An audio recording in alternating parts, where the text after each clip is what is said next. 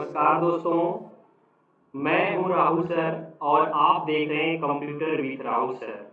आज की वीडियो में हम एमएस एक्सेल के एक बहुत ही महत्वपूर्ण पायलट चार्ट कमांड को देखने वाले हैं, जिसकी सहायता से आप किसी भी डेटा का परसेंटेज और हिस्से का पार्ट के रूप में आकर्षक तरीके से दिखा सकते हैं। आज की वीडियो में हम step by step pilot chart को कंप्लीट करने वाले हैं कि हम अपने डाटा का एनालिसिस कैसे बनाते हैं, एक प्रोफेशनल लुक कैसे देते हैं। तो चलिए देर ना करके हम वीडियो को यहीं से स्टार्ट करते हैं। दोस्तों, हमारे पास कुछ चार्ट इस प्रकार से है। हमारा पहला column ID number, salesman name, age, area, item name, total दिया गया है। हमें इस वैल्यू का, इस टेबल का चार्ट एनालिसिस बनाना है, तो हम कैसे बनाएंगे? सबसे पहले आप अपने डाटा में कर्सर को रखेंगे। आपको जाना है इंसर्ट टैब में, आपको जाना है पायलट टेबल के ड्रॉप डाउन पे, आपको मिलेगा पायलट चार्ट ऑप्शन। आपको इस पर, जैसे ही आप इस पर क्लिक करेंगे, आपके सामने एक इंटरफेस आ जाएगा। आपके सामने यह जो इंटरफेस आएगा, इस इंटरफेस में सबसे पहला ऑप्शन देगा सेलेक्ट ए टेबल और रेंज। आपको इसमें अपनी रेंज को सेलेक्ट करना होता है। अगर आप कर्सर पहले से रखे थे डाटा में, तो आपकी रेंज स्वतः एक्टिव हो जाती है, यानी आपको इसे हटाकर अगर पहले से नहीं आती है तो आप ऐसे ड्रा भी कर सकते हैं। दूसरा ऑप्शन होता है use an external data source, यानी अगर पहले से आपका टेबल बना है तो आप यहां से उसे उठा सकते हैं। अगला ऑप्शन तीसरी पॉइंट देता है न्यू वर्कशीट। क्या आप अपने टेबल को, जो चार्ट एनालिसिस बनाने वाले हैं, क्या आप न्यू वर्कशीट पर बनाने वाले हैं? तो आप ओके करें। अगर आप इसी सीट पर बनाना चाहते हैं तो आपको एग्जिटिंग वर्कशीट लेकर और आप लोकेशन लेकर आप ओके कर दें। यानी एग्जिटिंग वर्कशीट पर क्लिक करेंगे, आप यहाँ लोकेशन लेंगे, वह एरिया देंगे जहां आप इस प्रकार से चार्ट बनाना चाहते हैं। आपको एरिया देना पड़ेगा। या तो आप न्यू वर्कशीट पर क्लिक करें और आप ओके ऑप्शन पे क्लिक करेंगे। जैसे ही आप ओके ऑप्शन पे क्लिक करेंगे, आपके सामने पायलट टेबल और चार्ट और आपको यह पायलट टेबल की फील्ड आपके सामने इंसर्ट हो जाएगी।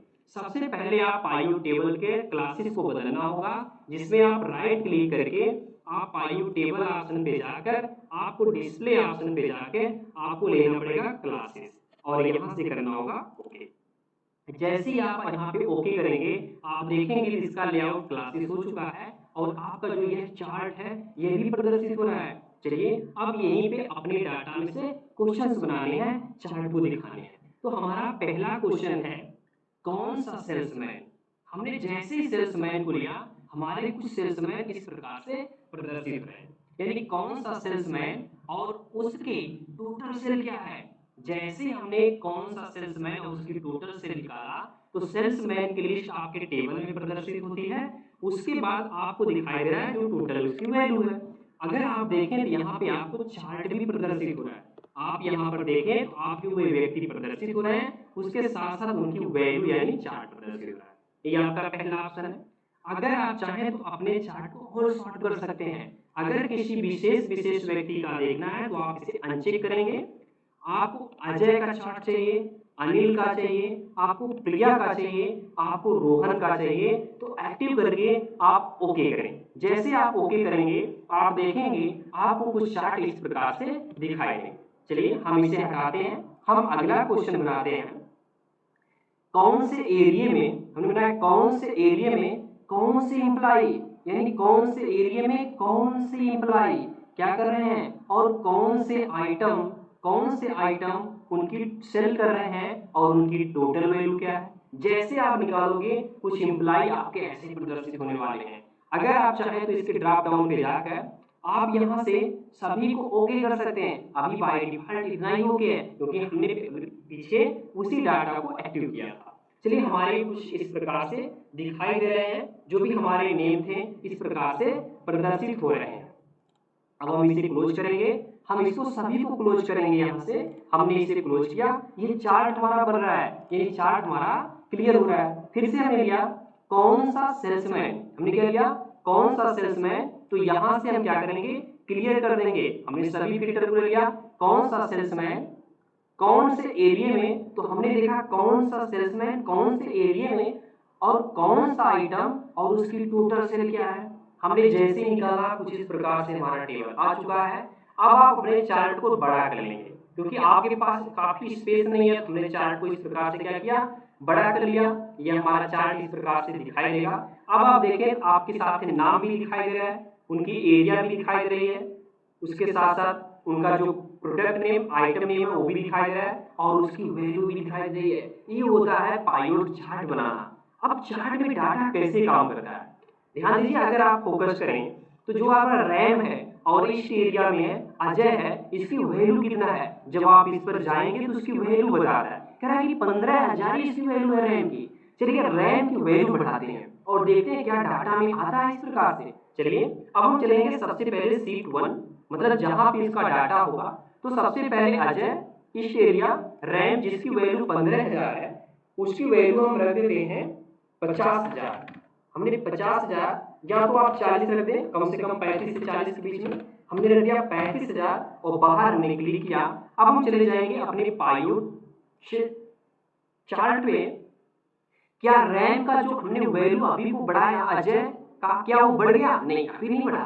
अब हम क्या करेंगे, हम रिफ्रेश करेंगे, यानी अब हमें जाना होगा लेआउट में। लेआउट में जाने के बाद हमें मिलेगा रिफ्रेश, या डिजाइन में आप जाएंगे, डिजाइन में भी आपको मिलेगा। तो हम यहाँ से चले जाएंगे रिफ्रेश में।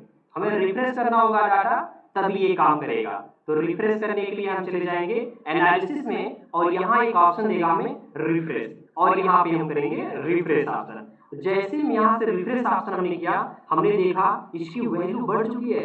यानी आप अपने टेबल में वैल्यू को बढ़ाओ, और अगर आप वैल्यू को बढ़ाकर अगर आप अपने चार्ट में देखना चाहते हो तो आप एनालिसिस में जाकर आप यहाँ से रिफ्रेश करो। जैसे रिफ्रेश करोगे आपका टेबल इससे बन जाएगा। तो ये हो गया आपका एनालिसिस करना। अब हम इसमें कुछ डिजाइन कर लेते हैं। अगर आपको पाइवट चार्ट जो आपका बदलना है तो आप यहाँ से डिजाइन भी ले सकते हो, ऐसे आप डिजाइन ले सकते हैं।